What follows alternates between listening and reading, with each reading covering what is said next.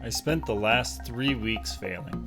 I failed my nutritional goals, my training goals, and my YouTubing goals. Can you use YouTubing as a verb? I guess if enough people use it, then it just becomes a verb. Let's talk about failure. I witnessed people failing almost daily, and I believe that the act of failing is neither good nor bad. Failures can be tragic, but so could successes. From my time spent viewing people interacting with others, I think the most impactful result from failing is how others treat that failure. I think a perfect example of this is a young child who needs to use the restroom. He thinks he can hold it, but fails to do so.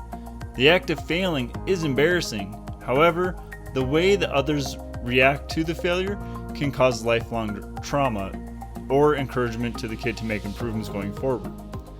Unfortunately, the result is usually to be made fun of, which then eventually, if repeated, results in a person who cannot handle failure and either never tries anything new or someone who gets aggressive when they do fail. I want to make this very clear that I am not a professional in anything to do with the human psyche. My thoughts are purely based on the interaction that I watch others have in order to improve how I interact with people. So how do you handle failure?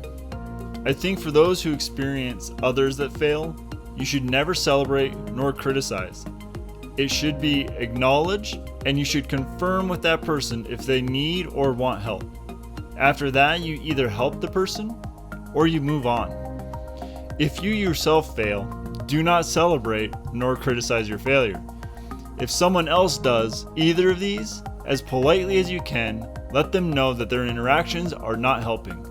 You need to acknowledge your failure, determine if you are going to do anything about that failure, and if you are, then you need to determine if you need help doing so.